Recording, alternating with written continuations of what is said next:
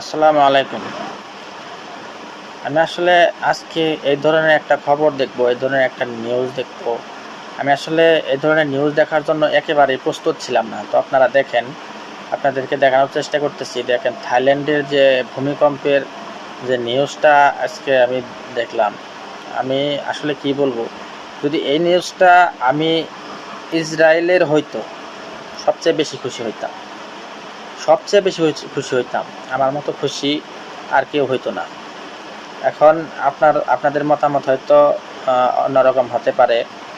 তো আমি সবচেয়ে বেশি খুশি হইতাম এই ভূমিকম্পটা যদি ইসরায়েলে হইতো। ঠিক আছে? তো এই বিল্ডিংগুলোতে দেখেন, অনেক হাজার হাজার মানুষ এই বিল্ডিংগুলোতে।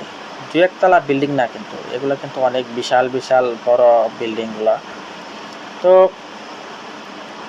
সবচেয়ে খুশি হইতাম এই কারণেই, যে পরিমাণের মুসলিমদের ইসরায়েলিরা অত্যাচার করতেছে ফিলিস্তিনি ভাইদের, মুসলিম ভাইদের। তো সবাই, সারা বাংলাদেশ এবং সারা বিশ্বের মুসলিমরা কিন্তু দোয়া করতেছিল ইসরায়েলের যেন আল্লাহ একটু শিক্ষা দেয়, জালিমদের একটু শিক্ষা দেয়। ঠিক আছে?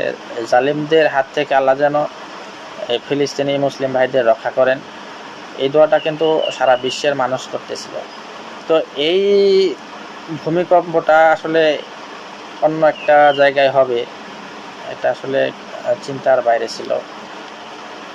অনেক মানুষই এখানে, হাজার হাজার মানুষ মারা যাবে। আল্লাহ যেন তাদের জান্নাতবাসী করেন, সেই দোয়াই করি। এবং তার পাশাপাশি আমাদের বাংলাদেশের মানুষকেও যেন আল্লাহ হেফাজত করেন। এই দুর্যোগ যেন আমাদের বাংলাদেশে না হয়। সবাই দোয়া করবেন, আল্লাহর কাছে পানাহ চাইবেন। আমার এই ভিডিওগুলো দেখা অনেক ভয় লাগতেছে।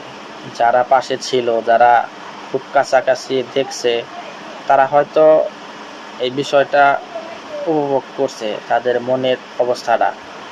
যারা ভিতরে আছে তাদের কথা তো আর বলা সম্ভব না। ঠিক আছে? তো আপনারা সবাই, মুসলিম ভাইরা যারা আছেন, সবাই দোয়া করবেন যারা বিল্ডিংগুলোর ভিতরে আছে তাদের যেন আল্লাহ হেফাজত করেন। যারা বেঁচে আছে তারা যেন সুস্থ হয়ে যায়। আর যারা ইন্তেকাল করছেন, মারা গেছে, তাদের যেন আল্লাহ জান্নাতবাসী করেন, সেই দোয়া করব।